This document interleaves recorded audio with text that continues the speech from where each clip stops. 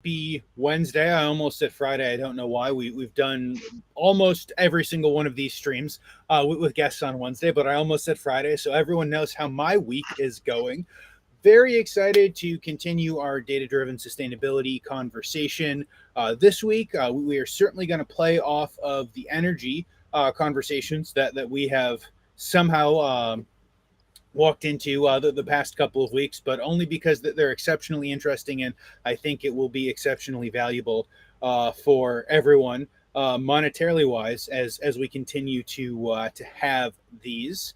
As I'm letting everyone get in, we do want to thank Phoenix Contact for sponsoring the data-driven sustainability conversation, and say that you guys should absolutely go check out Dave on episode 103 last week, where he gave some really good examples in there.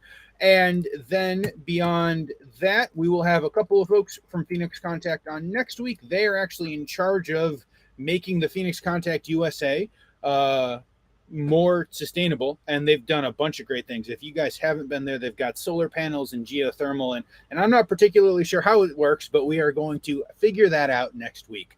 But no, absolutely. I do want to say, because we talked about Solus PLC so much earlier today, that we want to welcome everyone from Solus PLC. Vlad, I don't think I have congratulated you guys. Crested 37,000 subscribers at some point earlier this month. So absolutely, thanks, congratulations. Yep, absolutely. So you guys have crested 37,000 subscribers. Becca, Ryan, I like to congratulate Vlad for that because, as you guys know, I have no part in Solus PLC, but I have always said that if I continue to ask people to like and subscribe, I'm going to take 100% credit for all of Vlad's hard work, because what are friends good for? But without further ado, everyone, welcome to Manufacturing Hub. I am Dave. This guy up here is Vlad. We are continuing our data-driven sustainability conversation, and we've got two special guests today, Becca Gillespie and Ryan Ryan, I did the thing that I always do. I psyched myself out about the last name. Ryan, remind everyone of your last name so I can just be here in shame, please. It's Cahalane. Cahalane. Yeah. See, I said there were too many A's as I was preparing for this. Ryan Cahalane. We will not edit this out, so you guys can go ahead and throw shade on me as we go. But Becca, Ryan, welcome to the show. Thank you for being here. Thank you for having us. Thanks for having us. Thank you so much for joining us today, Becca and Ryan. Before we dive into the energy conversation, could you give us a little bit of a background? Let's start with you, Ryan, if you don't mind. Tell us about how you got into the space, what it is that you are doing today. Well, the space meaning all things industrial, or the energy space? I would love from, educational background, and then how did you get into manufacturing, industrial, and ultimately sustainability and energy monitoring?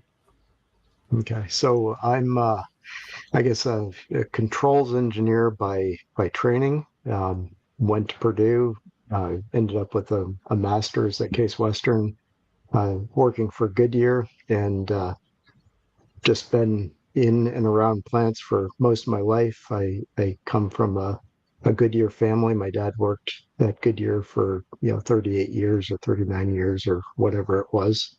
My journey's been a little bit meandering. I come at this industrial automation, operational transformation space, having spent time as a consultant with Deloitte for a while. Did some systems integration both early in my career as well as most recently in my career with FZ, who we ended up selling into the ATS Global, and then through that time also was in the product side with Rockwell Automation, General Electric, OSI Soft, a startup early on, active plant that is still in place at many of the automotive companies. So my background's been pretty diverse, and come at things with the, bringing that perspective in, I guess. From a sustainability standpoint, it's just a personal passion. I'm for the last 3 or 4 moves, we've had solar on our house and geothermal and just kind of trying to reduce my footprint. I don't, whether it's preparing for the apocalypse or ready for zombies or more realistically, I'm just kind of cheap and I don't want to pay utility bills.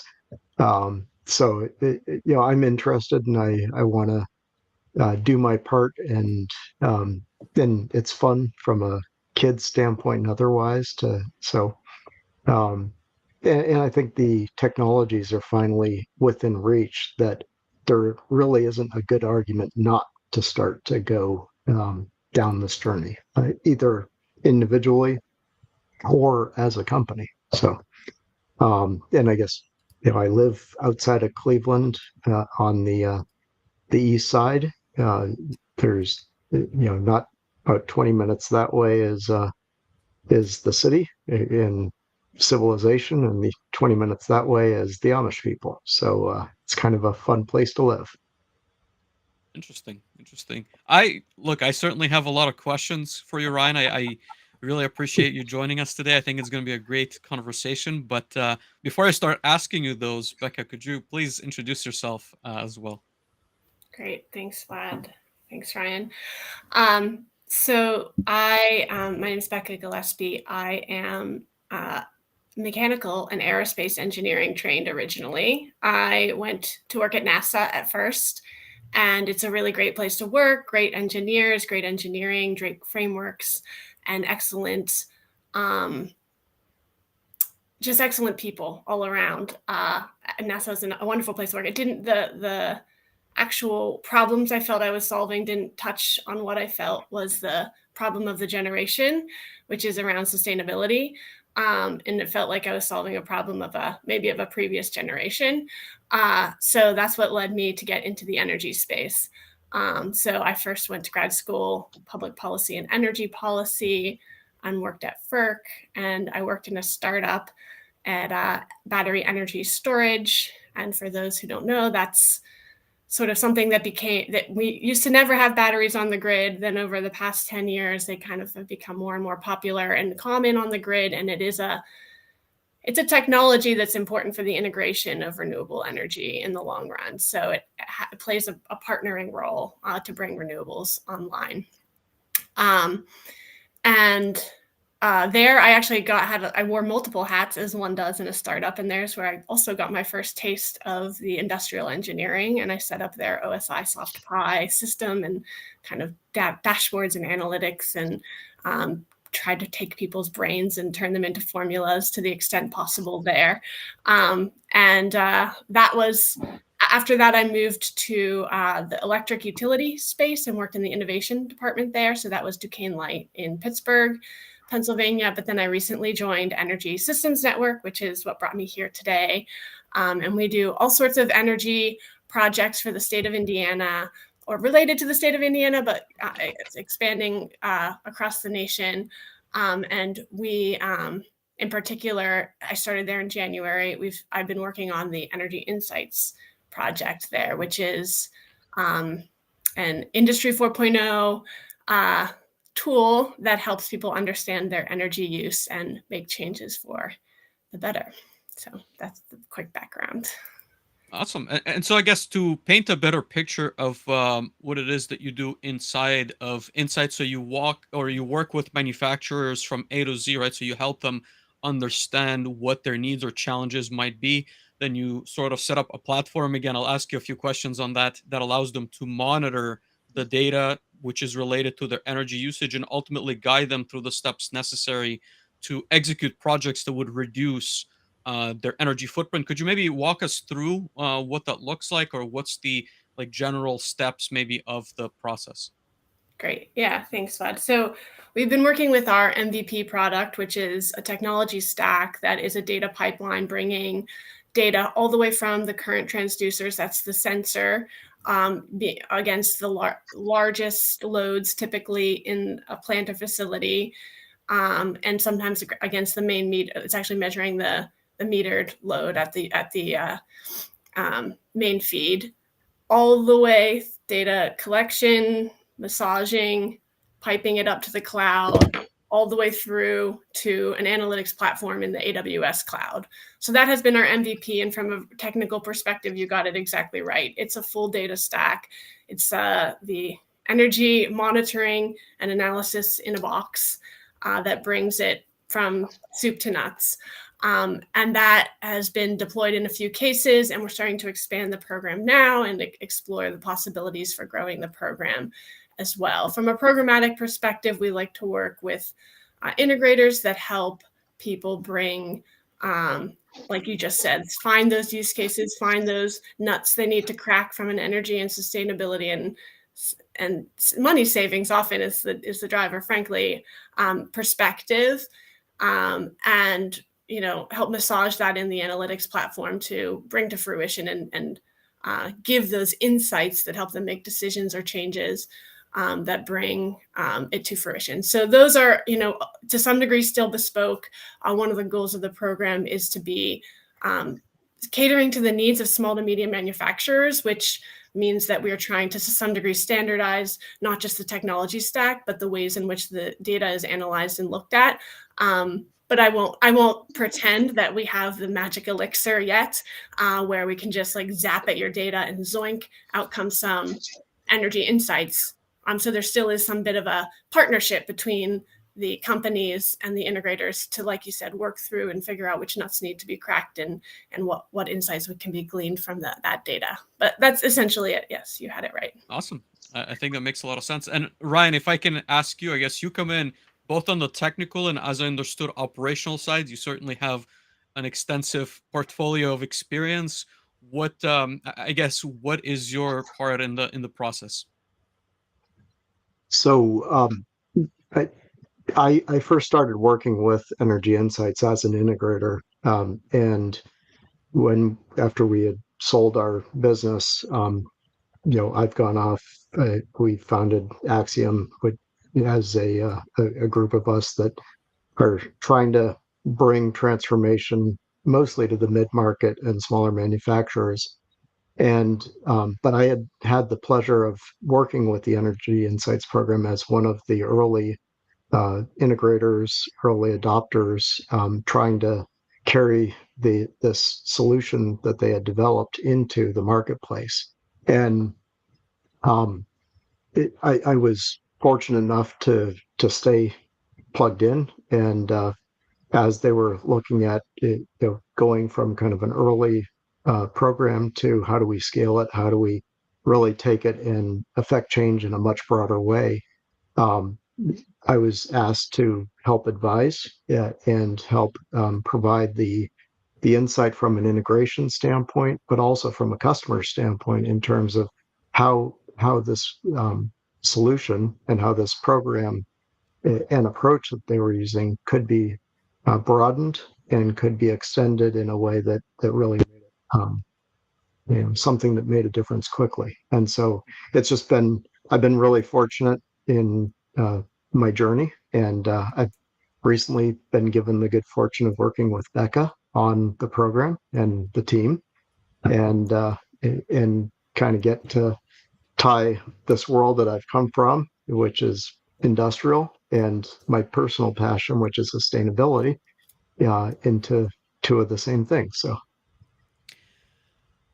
yeah, definitely appreciate that. I think, the comment I will make is that I think a lot of our listeners probably understand the positive impacts of these projects, but I want to ask you or spin that question in a different way. When you reach out to new customers, what are some of the pushbacks that you hear from them in order to get these projects going, right? Is it lack of personnel? Is it maybe misunderstanding of what the ROIs might be? Is it difficulty to implement on the technical side, operational side? I'm curious, what you hear from customers that are maybe hesitant to go forward with implementing these solutions.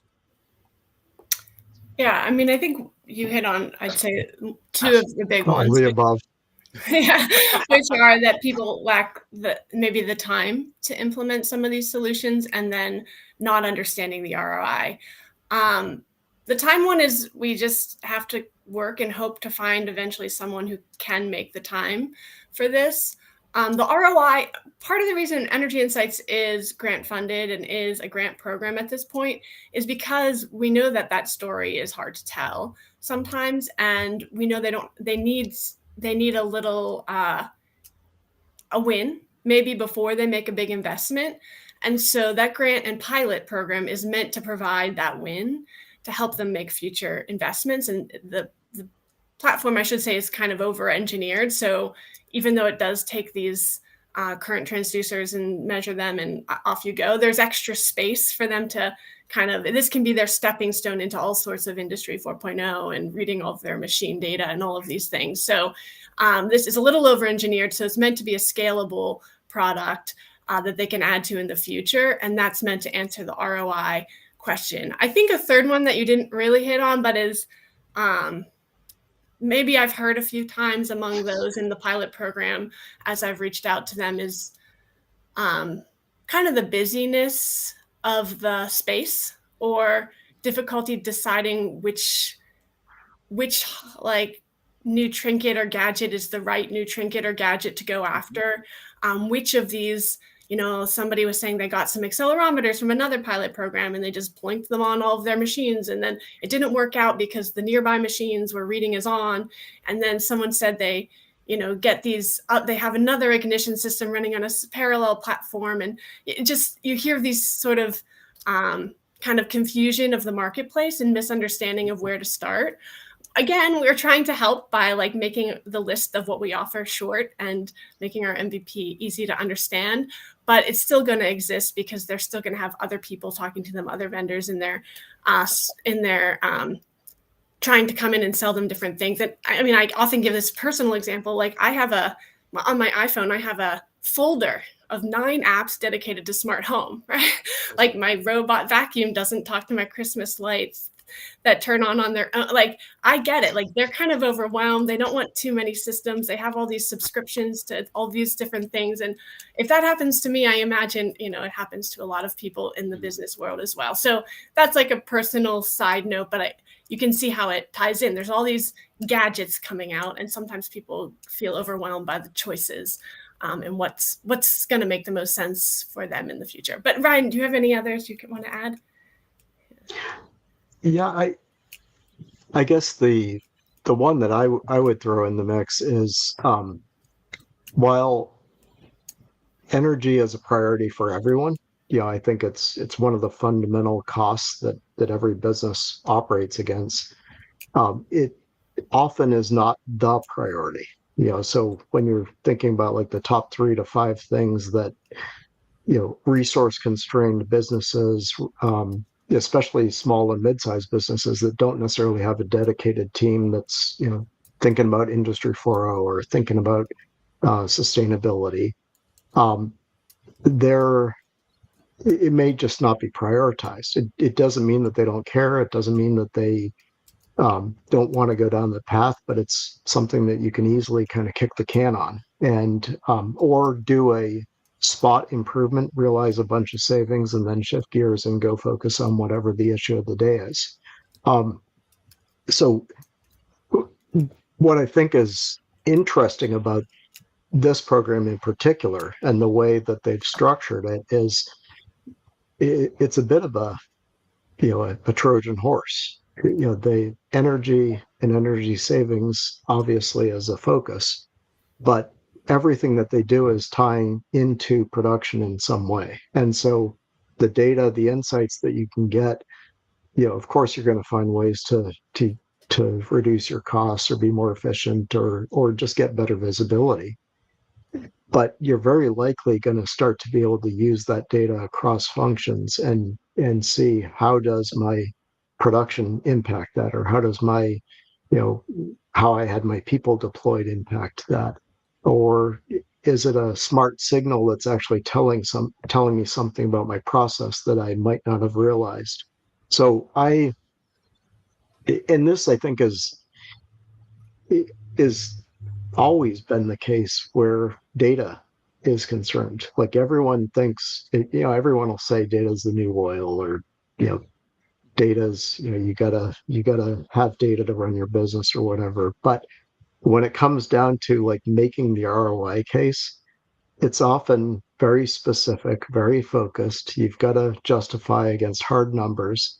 And then you realize once you get into the initiative that, oh, I'm getting savings from here and I'm learning something over here. And Industry 4.0 in general, in these technologies, smart manufacturing, whatever you want to call it, in a lot of ways, it's allowing information to be shared across multiple functions and insights to be shared across multiple functions that then create a snowball effect of value. And I think that's probably one of the most unique things.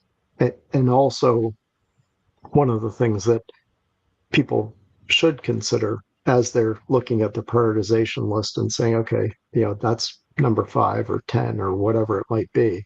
Well, especially with this program, it gives you the ability to move it up the stack and maybe not have to weigh that. Do I buy a new machine or do I implement this and just get started? Makes sense. Dave, what are your thoughts?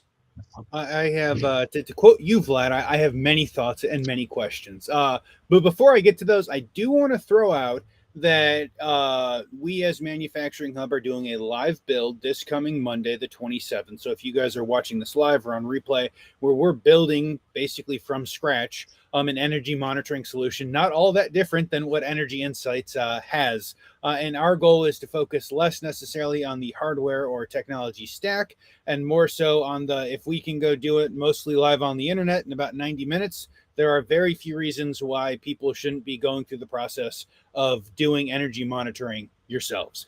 So we will go ahead and throw links down there, and you guys can follow along as we go build that, and you guys can go see more of that in the not too distant future. But no, and I guess kind of one thing that I just like to clarify, I don't know if we said this, Becca, the Energy Insights program for the state of Indiana is 100% grant funded for the at least for the first year, which means that if you're in the state of Indiana and qualify, I'm sure there's some sort of qualification process. We don't have to talk about that, but it is a $0 commitment for year one. Am I understanding that correctly?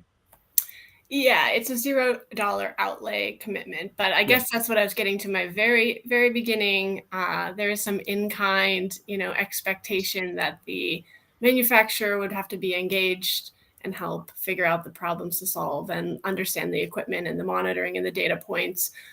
So there's some, I guess, time commitment or human resource commitment that I don't want to say doesn't exist, but and again, that's why it becomes a challenge that we haven't really figured out how to fix that one until we can clone people, I guess. But the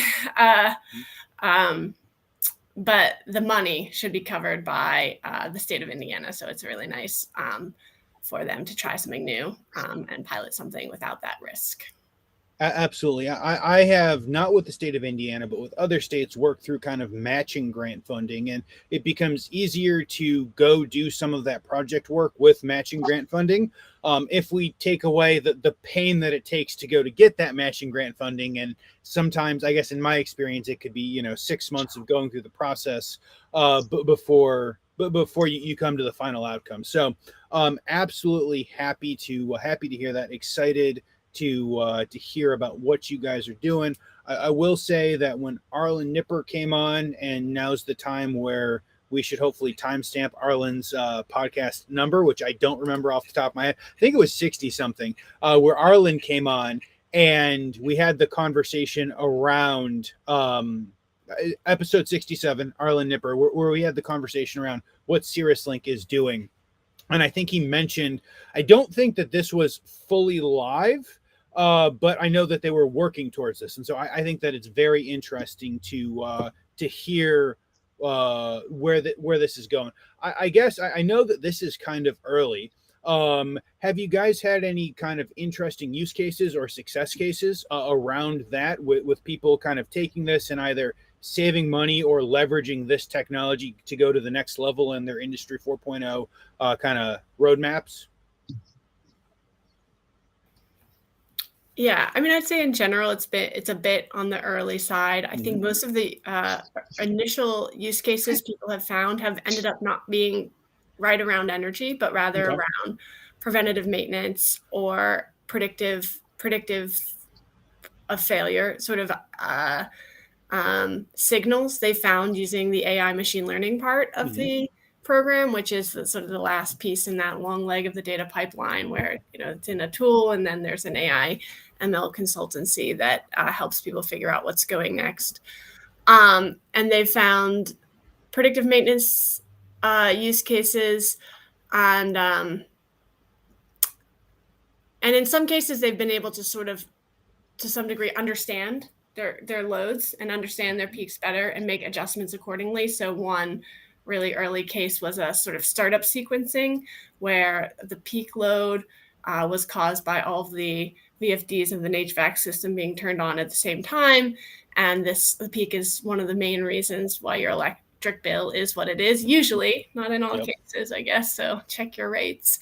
But the peak caused by all of the HVAC units kicking on at the same time and not being sequenced in any way was causing the facility peak. And essentially the monthly peak was being driven by that. So simple startup sequencing was able to fix that. And for those out there who wonder if peak loads are really a sustainability issue, to some degree they aren't as good as energy efficiency. You're not reducing your carbon footprint quite as much as when you actually don't consume the electricity. But they are something from a sustainability perspective, in that a utilities peak, and if you're contributing to a utilities peak or the peak of the overall ISO, if you're in an ISO territory, is typically the dirtiest fuel. So that's when the peaker plant comes on that burns oil or what have you. So it's a little bit less than energy efficiency from a sustainability perspective, but it does do something to reduce peaks. And of course, for your bill, it's a biggie often. So that's why people pursue those use cases. I don't know that we have a good energy efficiency use case. Those are a little more trial and error at this point. So seeing if you should replace a VFD or things of that nature. So I can't spill any numbers or excellent wins yet, but I think they're around the corner. And a lot of these systems are just recently deployed. So people are just trying to get that. We really only did the pilots in the fall. So now we're just starting to get all of these, this like kind of first batch of people online and looking at their data and figuring out what to do with it. So I think that there'll be more use cases in a few months. Interesting. No, I think that's very interesting. And then if I may kind of transition a similar question over to Ryan. I know, Ryan, you've worked either what you're doing currently with Axiom or previous to this with the systems integrator, in which you guys were doing a bunch of energy solutions. Are you finding energy as a good kind of first step into the door to go do other Industry 4.0 or other transformational work for those smaller to medium-sized companies? I think the answer is yes. I think energy is one of those where it's somewhat safe. You aren't necessarily taking production down. You aren't making huge bets on new equipment, putting in a robot where you've got people reallocation or whatever. So I think it's in the same way that it may be third or fourth or fifth on the priority list, it also is not necessarily as disruptive. I think it always kind of shocks me how many customers aren't doing things like sequencing their startups of equipment, or idling their machines and going into a full shutdown, or haven't changed their LEDs out, or just it a lot. If you're a producer, and especially over the last few years, like your resources have been focused either on coping with all the random changes that everyone's been coping with, or you're trying to make stuff. And the people in the plant that care about energy, in the end, are the facilities folks, the finance folks. It's not something that you as a plant manager, an operator, whoever, you aren't looking at it on a constant basis like you're looking at your quality numbers, for example. So I think there's a lot of gains that can be had that are fairly low hanging. It's fairly non-invasive. Um, the returns are pretty, they justify the kind of technology footprint that you're walking in, because it's not a huge effort to get results quickly. But most importantly is kind of what Becca alluded to, that the ability to sense and start to um, have a different view into what your core business is, which is making stuff, and new ways to look at the information or overlay data that typically doesn't come together until it gets to the plant manager or the finance leader or whatever. And you're bringing parties together in the conversation that might not normally be in the conversation together, or might be very focused on just their individual area. So I think it's a great starting point. And in the end, like, maybe people my age, this isn't priority number one, but for my kids, who are thinking about this pretty seriously, it is priority number one. And I think it's important that they're able to tell a story, and they're able to talk to each other about what their parents are doing and what their parents are doing that's good for the environment and that happens to make business sense. So yeah, I think it is a good place to start. It has a lot of different tentacles. The returns can be pretty quick, and you're going to learn a lot about your business that you might not have realized. And I would say, Ryan, on that last point, I think this is going to only become more and more important, right? For many reasons, but I would say a couple, I guess, or one major one that I see is that I think we're transitioning into EVs quite heavily. And I think on the industrial side, right, there's going to be a very important need to support a lot more of the infrastructure. And I guess I'm curious on your perspective, maybe like some of the drivers that will, I want to say, like, raise the price, I think, of electricity, but also require us to, quote unquote, do more with less, so to speak. And ultimately, I think these projects will, as I said, become more and more important as we move forward, because I think our resources are becoming more finite. So again, I'm curious what you're seeing, like, in the field. What is sort of increasing maybe not the sell, but I guess the incentive to jump into these projects, especially through a program that is free in the first year.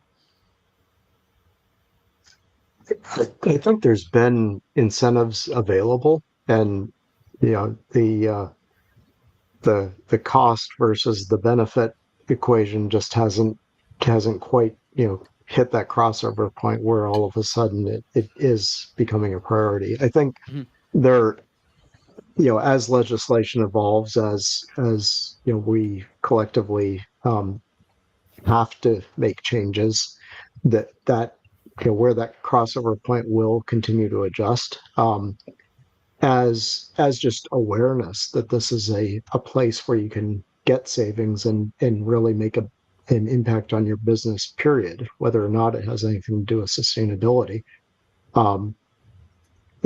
It's always been a bit of, well, like, solar sounds cool, but I'm so busy doing what I'm doing that it doesn't hit the priority level where I actually take action.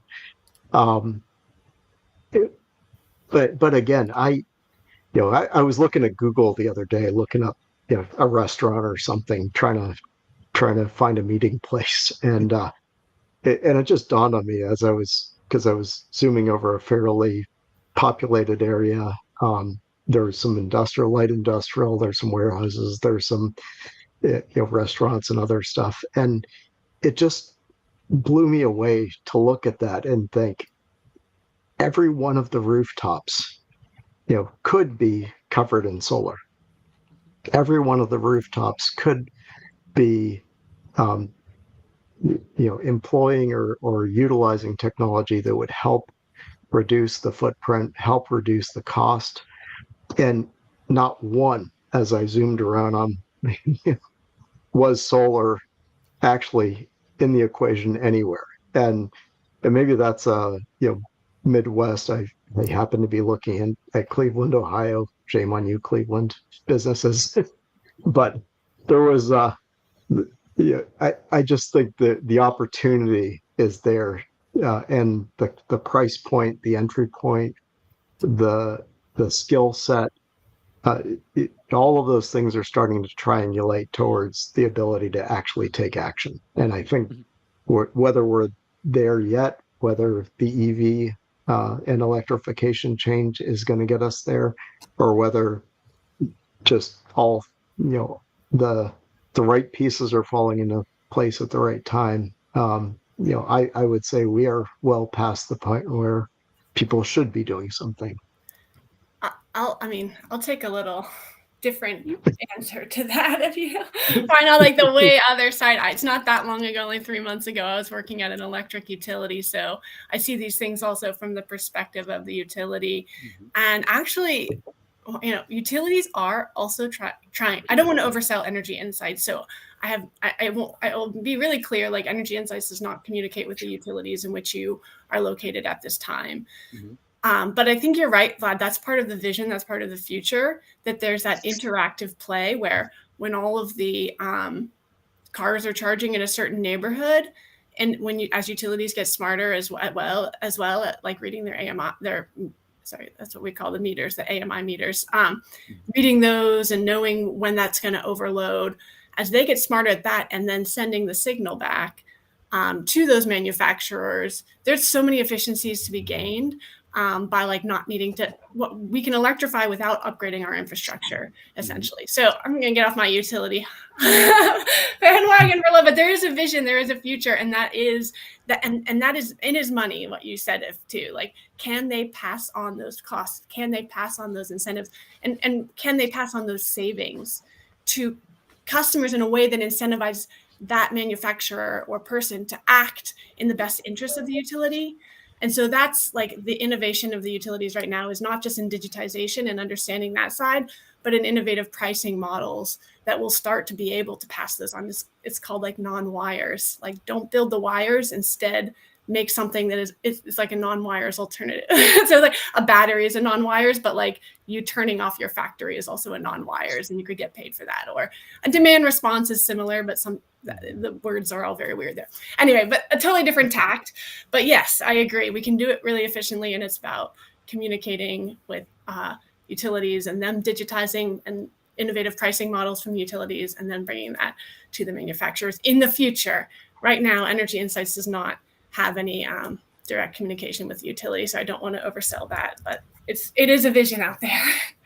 No, I'm certainly curious, what's going to happen. I think Ryan mentioned like the crossover point, and I think we're slowly trending there, right? But I certainly don't know what the timeline is before it becomes almost mandatory to, again, like reduce our footprint, whether it is for cost, from a cost perspective, or simply that there's just not enough electrical supply, and again, it just becomes difficult to adopt. Again, I'm certainly not an expert in utility, so I don't know what the growth of their how to say, like, energy is versus what we are consuming, but I'm again, on the manufacturing side, seeing more and more of these types of projects.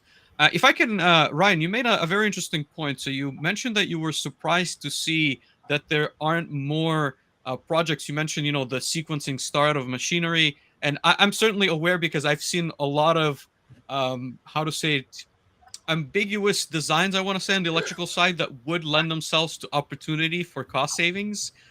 So my question is, do you see there being an opportunity for education in these programs? And I guess also how much education is required to maybe not just install the technology, because I think the technology is certainly there, and we can talk a little bit more about the stack, but ultimately, what's the effort to educate an end user who has now access perhaps to data to actually implement the projects? Because as we've discussed, they actually need to go and understand the data and then make the necessary changes. And ultimately, also you've mentioned, Becca, the AI/machine learning component. So I'm curious, how easy does it become to then say, hey, we need to do ABC in order to maybe achieve a certain level of success? So maybe to rephrase that entire bundle of a long question, what does the education component for these projects look like? Ryan? I think this was this is a super interesting topic, and part of what attracted me to the Energy Insights program in the first place. So FZ at the time was a electrical contractor and a systems integrator, and it's always been my belief that um, these technologies are becoming more and more ubiquitous, and they're becoming something that you while of course you need special skills to be a true data scientist or to be a true power engineer, a specialization for electrical, but a lot of these technologies are easily within reach, and I think the education, not that we should be learning everything on YouTube and then randomly trying stuff in high voltage environments or whatever, but the ability to utilize these technologies and the ability to affect change,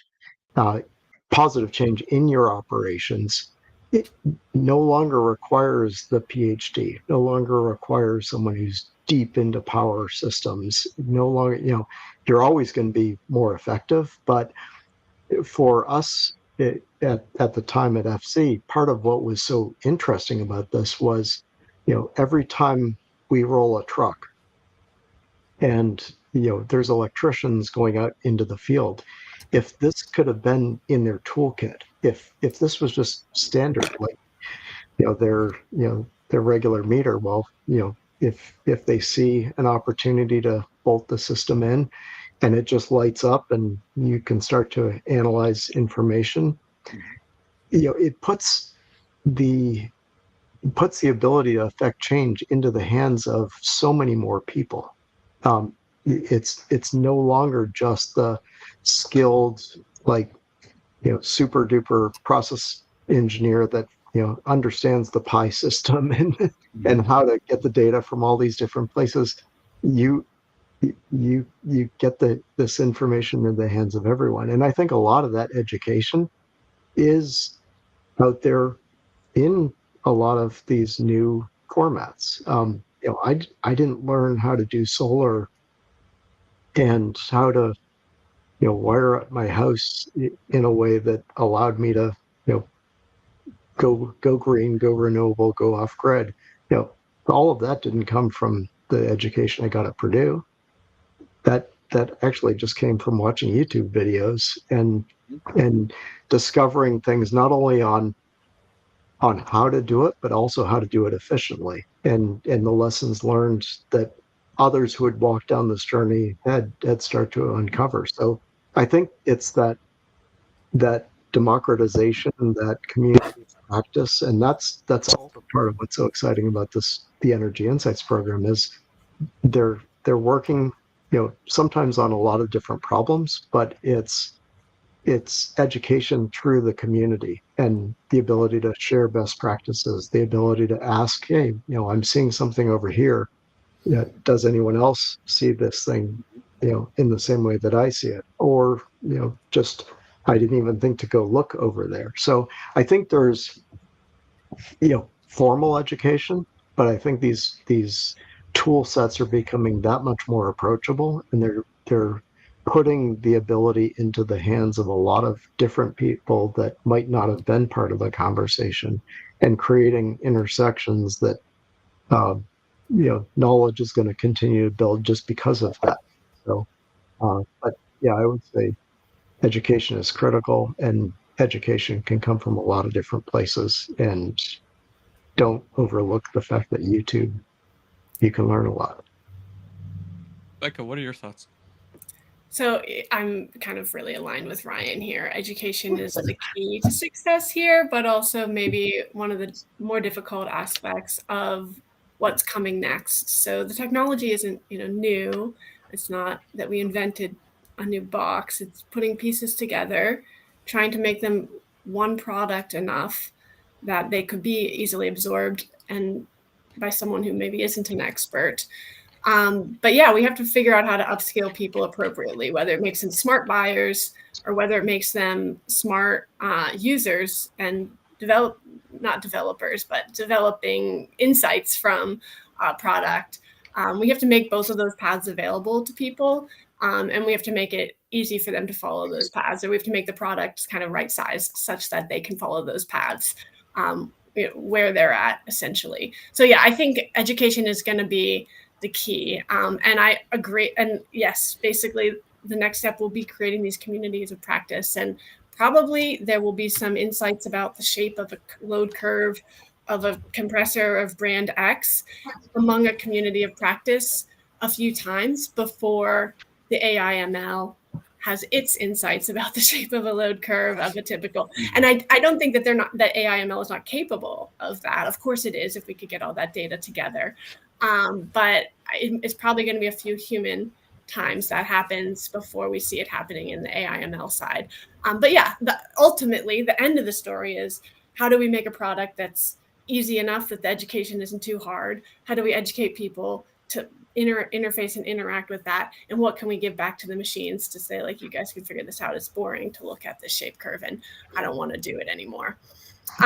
So that will, we have a guess of how that will look, and we're trying to implement that, but it'll take, I think, some piloting and continued iteration before we hit that nail on the head.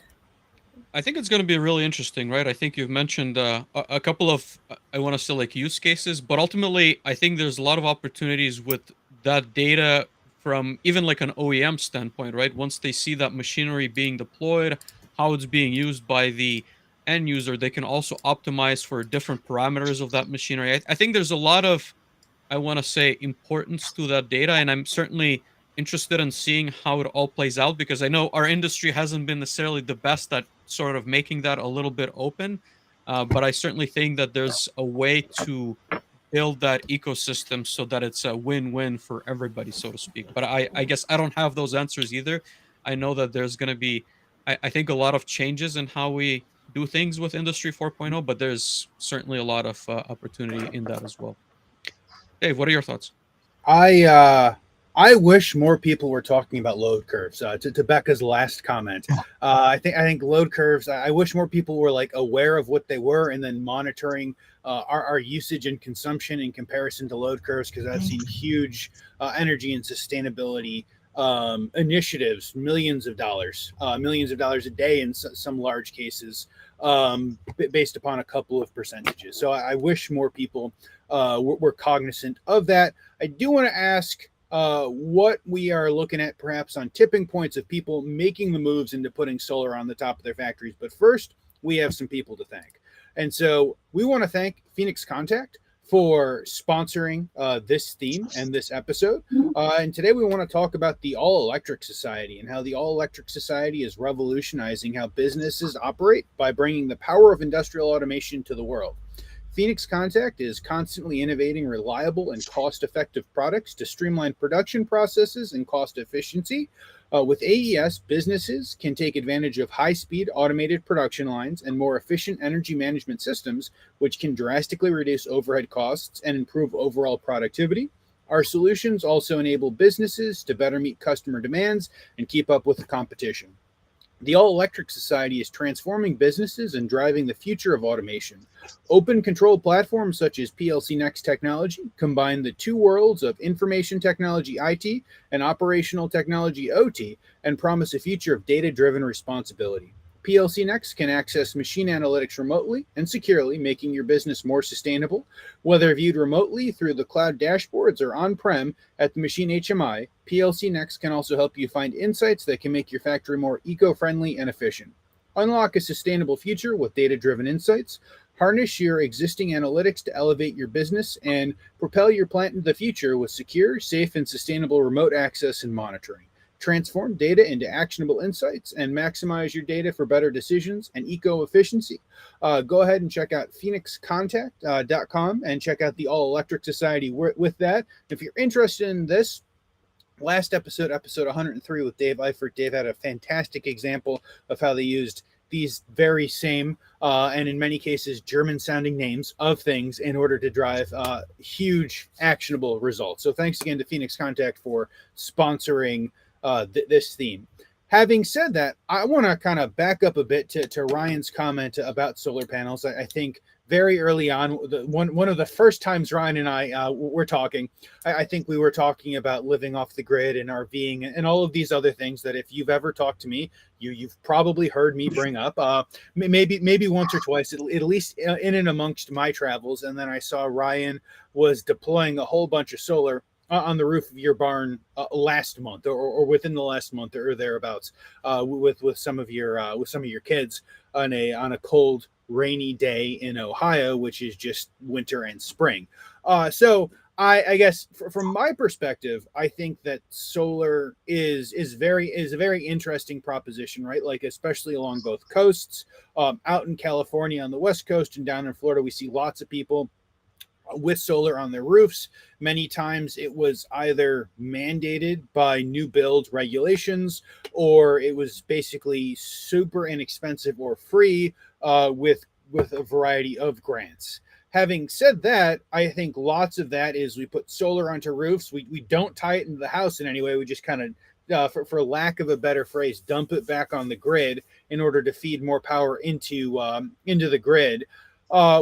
And I have certainly seen in the last handful of years more and more manufacturing facilities kind of covering those roofs, to your point, Ryan, with solar panels and leveraging that the electricity that they can go through the process and use and capture in order to drive results. I think I saw maybe 18 months ago some weird internet article about a startup backed by Bill Gates that was trying to use a whole bunch of solar and mirrors in order to melt some stuff, to smelt some sort of iron or steel.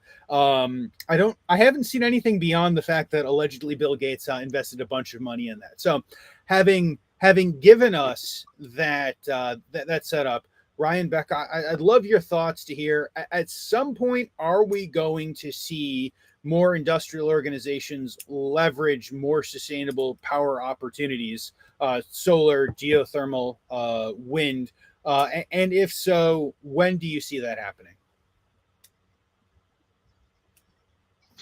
Becky, you want to take a first shot? Especially, Yeah. I think you have a perspective as from the utility side that maybe you are seeing more or you haven't seen more. Or... I guess I think industry will adopt solar and other technologies purely when the economics make sense, and the implementation and deployment doesn't involve more risk than they're willing to handle. So it's not just about the economics making sense, it's about the risk being low. Mm-hmm. So in a lot of places it already makes sense, thanks to high energy prices. I guess the gas fell again and it's not quite as crazy as it was. And the marginal fuel on most grids and most ISOs is natural gas. So ultimately the price is set by the fuel price of natural gas. But the Inflation Reduction Act had a 30%, brought back the 30% tax credit. I think that I know that applies to individuals. I believe it applies to at least small businesses, maybe industrials as well. So I think the economics are there. So it's just a matter of deploying it and getting it out there. I guess I would say that I think the time is now and the economics are right now. Obviously that has to build in that government incentive, because otherwise unfortunately, peak oil didn't happen in the way that, the carbon dioxide ratios in our atmosphere aren't really working out to economic favor. So there had to be a little bit of a nudge outside of what was happening naturally. But and I don't just mean peak oil, of course, natural gas and all these other things, but coal and whatnot, they were just stayed cheap. So that nudge is happening, and I think the economics work now. So I mean, I guess I don't know. I'm too optimistic. I'm like, why isn't everyone doing this? Right? I don't get it. So maybe I don't know my customers well enough yet. It's only been 3 months, and I haven't tried to sell any of them on solar. So maybe Ryan has a better answer. But I think everyone should be doing it now. Go for it. Ryan. I think a lot of it comes back to what Becca said early, and Vlad, your question around education. Like there's so much noise in the system and so many things that you just have to focus on, and it's just foreign enough for a lot of people that the economics haven't forced them to go to start the journey. And in a lot of ways, it's the same thing as, digital transformation, Industry 4.0, whatever you want to call it. To me, it isn't a revolution. You're not gonna. Well, maybe you live in a place where your utility bill is so high, and you're gonna just deploy this, and it's a miracle will happen, and you'll no longer have any bills or whatever. I've yet to fully go off grid, despite being on this journey for a while now. It is. I would say, like Becca said, the time, just get started, just take a step. Just like go unscrew that light bulb that has been sitting in your shed or in your attic and replace it with LED. Like, it's really not that hard. And going digital, starting on this journey, starting to operate with better data, and take a step forward, and then take the next step and learn a little more and reach out to your community. But I'm not sure there is going to be an inflection point where the economics are just going to be, so wildly there that everyone just jumps in. I think it's a bit of an evolution. And, you start, you learn, you do a little more, you learn. But yeah, I would say just start. Just like, starting to operate with data in your plants. If you're not utilizing these technologies, you have to ask yourself why. And if I continue to operate in this way that maybe is completely manual, doesn't utilize data, doesn't provide insights, in the end, how long can you afford to operate that way when your competition, your point about Phoenix Contact having solar and geothermal, and like, if that's what the competition's doing, how much more runtime, how much more learning are they going to get, and leapfrog or position themselves in a way that makes them that much more competitive. So I don't think we can afford not to start. I think all of those are good points. I will say, Ryan, to the completely going off grid comment that you made, completely going off grid is really nice on YouTube videos. It is exceptionally overrated in practice, especially if you want to do things like continue to work and be able to plug something into the wall and have power come out. The first time you plug something into the wall without power coming out is when you realize maybe you don't have enough solar, or your generator isn't running enough, or again, could be just slightly overrated with that. Again, thank you everyone for the comments. We got some great comments going on. I do want to kind of ask a question to Becca and then to Ryan as we're getting close to time. Basically, there are so many different directions that we could go on the energy and on the sustainability fronts. Becca, I guess first in your opinion, and then Ryan in yours, what question should we be asking in these conversations towards energy and towards sustainability?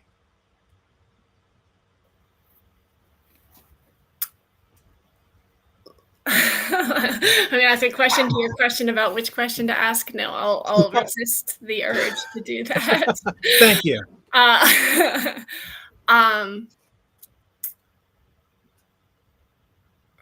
Right. ask a How do we question. tie it all together, right? So how do we bring I think this gets a little bit back to what Ryan was saying. How do we bring all the right players into the room so that the finance person who's getting that utility bill could check the box and say, yeah, this makes sense.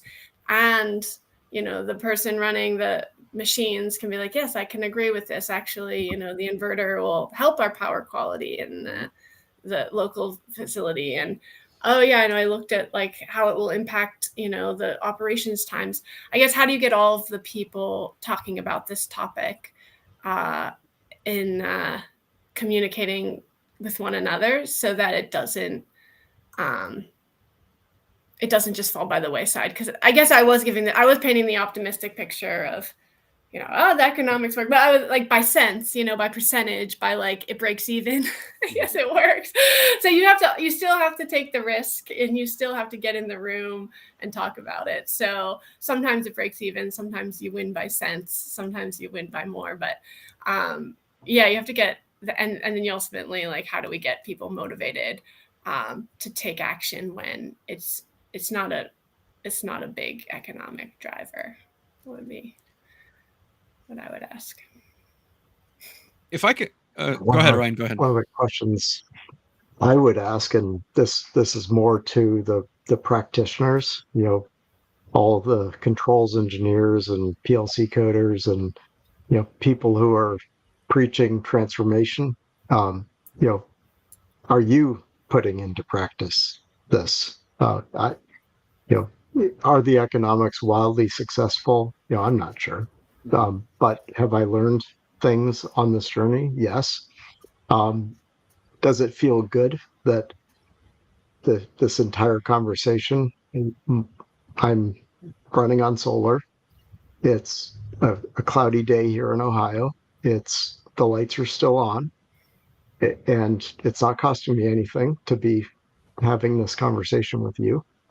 My question would be, have you started? Because before you can expect your customers, before you can expect people who are awful busy making the things that they make, are you practiced in this area of data-driven sustainability so that you can bring that sense of familiarity, bring that sense of risk avoidance, be able to explain that this isn't that hard. And it's awful important to practice what you preach. And the more we educate each other, the more likelihood that this is going to take hold and grow.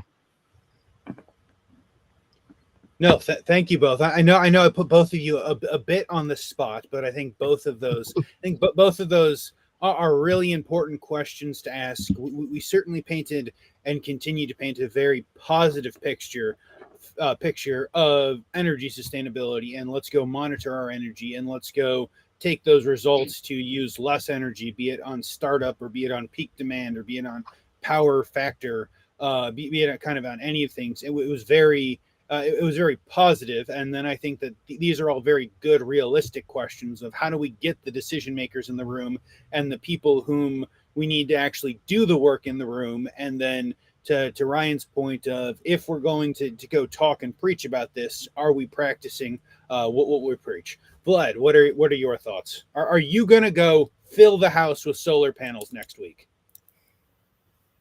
I think, I've certainly considered it. So I am currently based in Quebec, Canada. We have one of the lowest rates for electricity.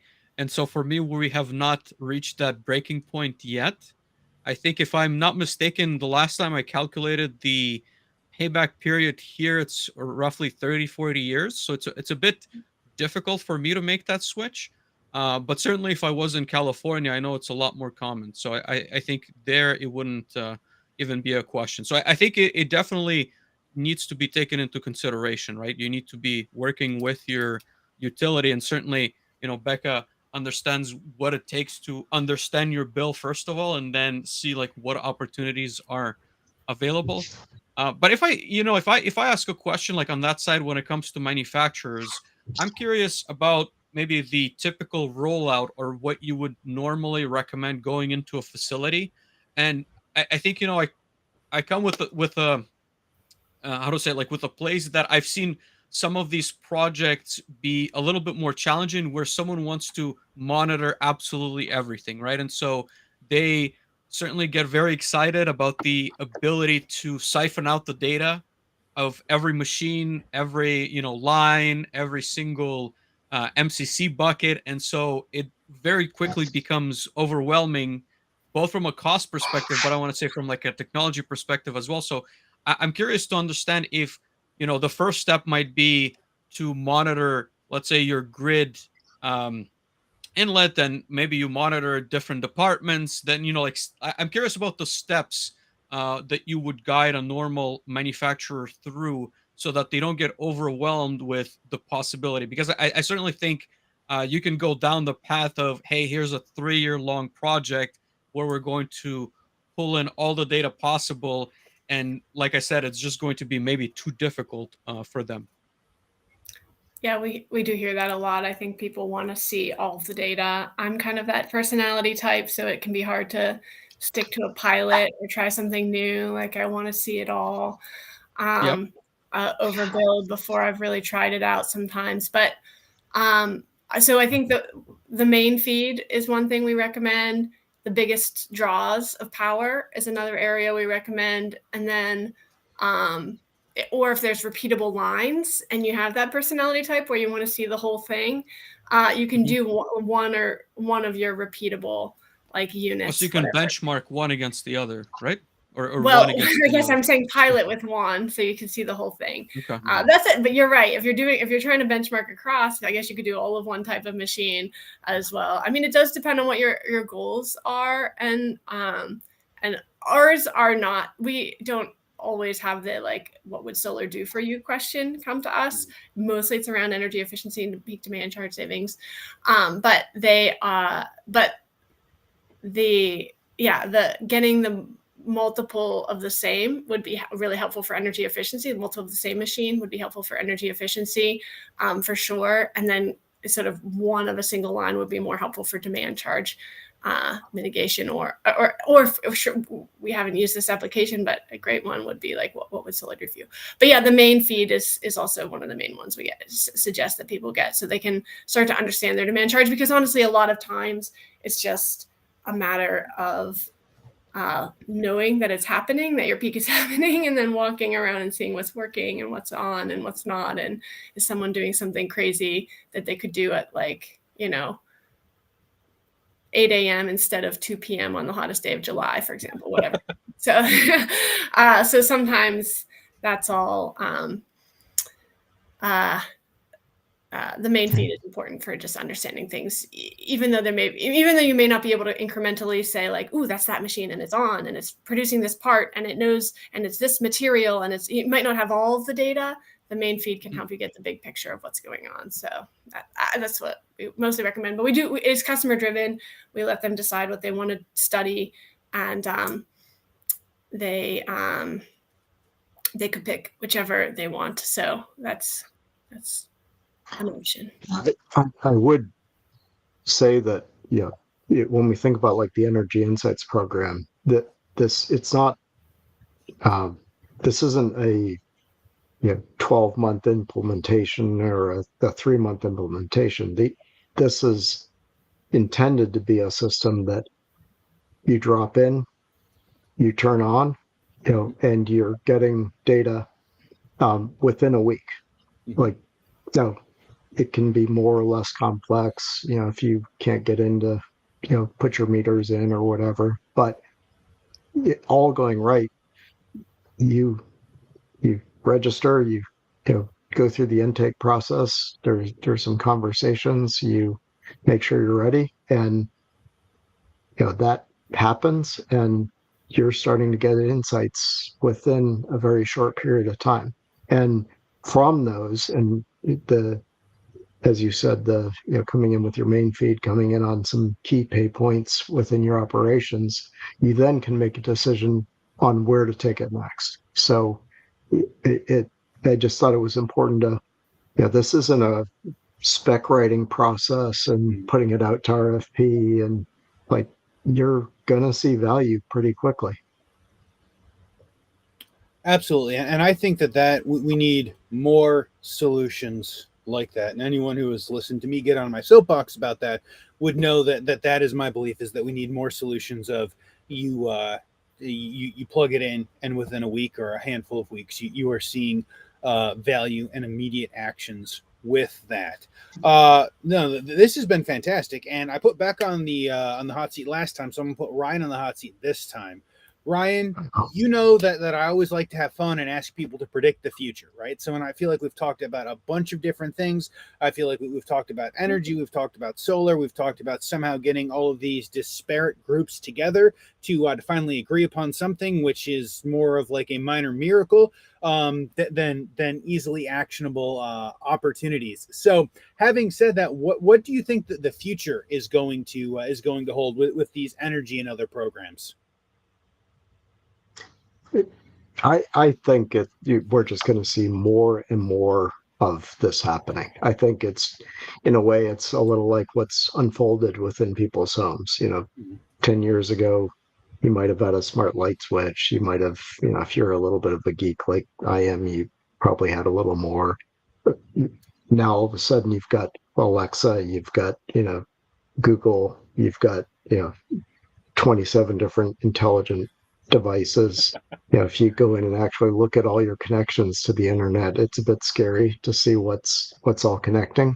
And I think that is just going to continue to unfold. And it's more, I think it's important to not enter into this as if it's a decision even. Are you going to go this way or aren't you going to go this way? It's a question of how assume success, assume that this change is happening and it's going to continue to happen. And so it's really a matter of how do you plan for it? How do you build that into your budgeting cycles, et cetera? And how do you start on that journey and start walking down that path? Because again, if you aren't, someone else is, and very likely, somewhere I heard, if you aren't embarking on this journey, this digital journey, the sign over the door that says your company's name is likely to be some other company within a matter of a couple of years, because someone else is going to be able to acquire or put you out of business or whatever else. So I would say it is a connected future. It's a sustainable future. This isn't, there is no turning back. And start to get ready and start to lay your plans and assume success and assume that you need to learn, and you probably already have much more in place than you realize, or knowledge within your teams than you realize, and just get going and take advantage of state programs, take advantage of all the learning opportunities out there so that you can start on this journey in a way that is lowest risk. Absolutely. I think that is a fantastic prediction, and a very hopeful one. And I hope we absolutely get there. But Becca, what are your thoughts on what the future looks like? I feel like I should have asked you this question because Ryan didn't give you lots of room to make predictions here. But what are your predictions? Are they similar to Ryan? Are they something different? Yeah, it's, I guess I would say that I'm like the short term of like a platform like Energy Insights. Let's be really narrow and specific now for a minute, instead of like the utility business model or something along this line. I think there will be fewer platforms. There will be consolidation in that market. There has to be a red sea at some point, and down to a couple options. I think there'll be more sensors, more data input sources, and ultimately more applications that can analyze and optimize. I think it's going to be a while before there's like master optimization of all of the things happening at all of times in all the places. But like Ryan said, I think that is the future. Ultimately, the everything is everything everywhere all times sort of optimization is harder than it looks, but it is the future. So but yeah, I think it will become more out of the box and be more consolidated as time goes on. Absolutely. No. Thank you.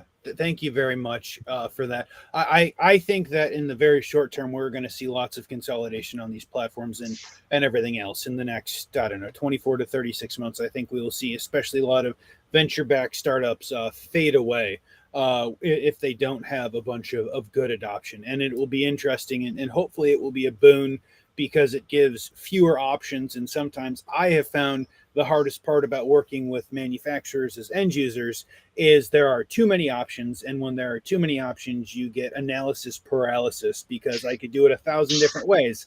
How should I go ahead and do that? So thank you for that. Coming back to you, Becca, I told you before that we always ask for book or content recommendations. And I made the joke to you that initially started asking for not sponsored Audible recommendations for Vlad, and it has just kind of spun out from there. So you said that you have a book recommendation for us. Yeah. What do you have? You probably have heard this 8 million times because I'm too busy to read long books, and I have like 8 half read business books on my shelf. But the Who Moved My Cheese, because it's like this thick, is a good one for people who, like me, don't always get through the heavy, hefty business books before they switch to the Planet Money podcast or what have you. So I liked it. It was short, and it tells you like keep moving, stay on your toes, never quit, never stop innovating. No, that is awesome. Thank you. So who moved my cheese? Ryan, you said that you would have some content recommendations for us. Now, you could either give us that list of like 50 YouTube solar groups that you watch, or more realistically, probably like 3, because for as many as solar people out there on YouTube, there aren't very many people that actually I have found are very good at it. Or you could provide us with another content recommendation, but the floor is yours. What do you have for us today? I would say there are some just amazing resources online, and I found in my own journey there's a guy, Will Prouse, mobilesolarpower.com, I think is his. It was mostly focused on RVs, but then now has moved into just general application of solar. And then on the industrial side, I guess I'll give a plug for my friends over at SESMI, the CESMII.org. It's one of the Manufacturing USA institutions or institutes that is trying to democratize access to a lot of these technologies, whether it's for renewable purpose, whether it's for smart manufacturing purpose. And I think there's a lot of sharing mechanisms and awareness material that is available that can help people get going on their journey. So. Absolutely. I would say both of those are fantastic, and we will do some work or have some folks from Sesame on at some point later this year. We are in the works for making that happen. So thank you very much for that plug, Ryan. I know that you do some good work with that group, and I know they do some good work in general. The next area that I like to talk about is career advice, right? And I think both Becca, you and Ryan have some very kind of interesting career paths to bring you to where you both are. Maybe starting with you, Becca, if you will. If you're talking to someone who maybe wants to get into industrial, and they are kind of early to middle career. I know I think you said you started out in aerospace and NASA and went to work with the utility and are now here as the managing director of the Energy Insights program. What would your suggestion for people who want to get into the industrial area for a career be? Right. So I guess in general, I'd say just, people are willing to accept that your skills are transferable for the most part. And finding the people that are willing to understand that if you're switching careers is really important, but it also ultimately means that you've probably found a good boss or a good company or a good group to work with. So just learning, and if you're totally switching career paths, just sort of itemizing for yourself what of your skills are transferable, and then finding someone who's willing to accept it. And don't worry about the people who aren't willing to accept it, who think that if you could like calculate an orbital path, you'll never figure out, the difference between like greenhouse gas emissions, because I had a lot of those too. And they're like, but you don't know how That to feels calculate very greenhouse specific. gas emissions. You're like, I can figure it out. And trust that there will be people who trust that you can figure it out. And they're probably the best people to end up with anyway. So just the skills are transferable if you want to switch. I think that the transferable skill set is a very good comment, and finding people willing to understand that skill sets transfer is also very good. I feel like that the whole orbital calculations versus greenhouse gas calculations is a very specific point to someone who is almost who is almost certainly not watching this show right now. They're not watching the show. No, they're absolutely not watching this show right now. But no, awesome. That is amazing. Thank you, Ryan. What are your thoughts for some career advice for people early, kind of mid-career, looking to get in or maybe upskill their industrial manufacturing experience? I think, like Becca said, the barriers to entry are low or lower. There's a lot of there's so much that's transferable, and the industrial space is cool. And there's the ability to work on projects, work on different technologies, have an impact.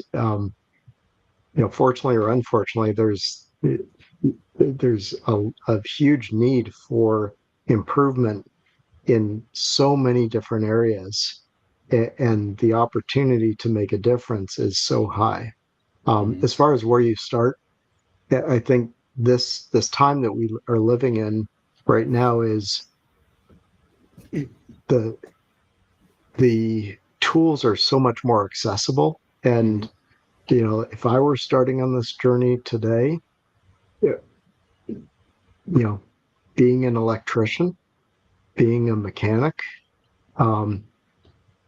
being an engineer, like, it doesn't really matter, because I was talking to someone who their practice was they studied history, and now they're I won't name names, but they're coordinating the AWS initiative for smart manufacturing. It's like, it doesn't matter. If it's interesting, if it's exciting, you can find a path. And I would just say that this is a cool place to be, and you can really make an impact in manufacturing. And come on in. Absolutely. I think both of those are exceptional points. And then back to kind of an earlier point that we had made, if you guys are listening on the career side, there's a bunch of really great content, free and inexpensive, on YouTube, on a bunch of different training platforms such as Solus PLC. Vlad, wave to everyone as I plug Solus PLC once again on this episode.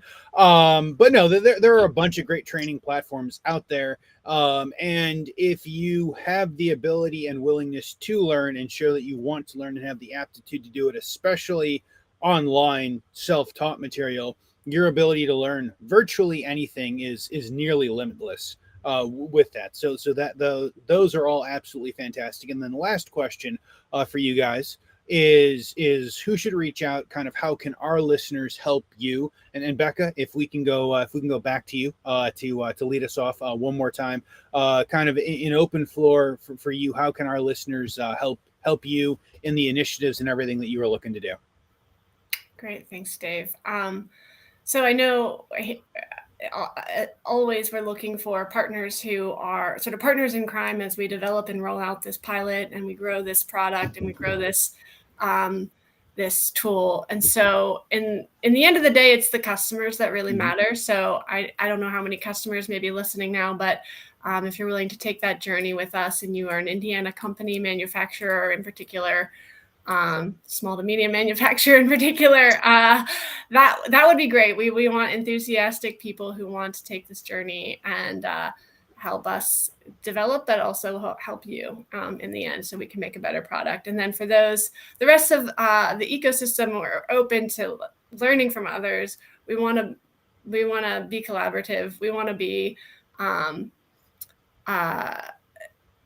be working together with others, but we also want to be finding synergies where they exist, or not duplicating efforts where someone else is doing the same thing. So if you think you're working on a similar problem, and it sounds like a lot of people are in the space of productizing these things, definitely reach out, and we'd love to chat more about how we can work together and make better solutions for the customers. Fantastic. No, I appreciate that, Becca. I do know that we've got a number of people who listen in the state of Indiana. So if you guys are in Indiana, please go ahead and reach out. We will absolutely have Becca's contact information in the show notes, as well as if you guys are watching online, you should be able to get that. Ryan, same question to you. How can our listeners help you? I echo Becca's comments. If the end customer, getting them involved in the conversation and getting them to start the journey. There's an overwhelming noise in the echo chamber of the product companies, the solution providers, but I have far too few conversations with end customers, and I've really, in the end, I'm in the business of feeding my family. And it does matter to get paid, but if I can help in that journey, whether in a formal fashion or an informal fashion, just reach out. And whether it's me, whether I can connect you with someone, like let's have the dialogue, as opposed to being worried or being overwhelmed or being afraid that you're going to get sold something. Like I care about this particular topic deeply, and I'm quite willing to help, and especially if you're an end customer. Absolutely. No, I think that's fantastic. And I just kind of want to echo your sentiments, Ryan.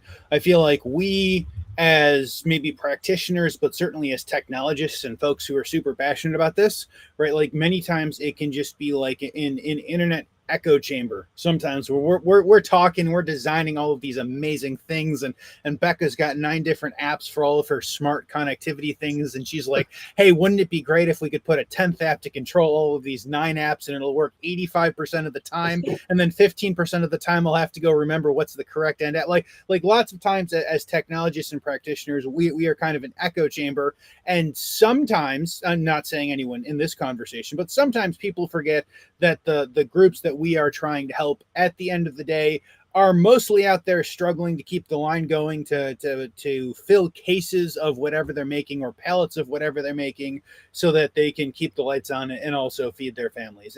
And anytime that we get the opportunity to actually make an end process better is always exceptionally important. But no, this has been amazing. Thank you, Ryan. Thank you, Becca. Thank you, everyone, for coming to hang out and listen. I will say, if you have made it this far, please go and hit the like button. Please subscribe to Solus PLC.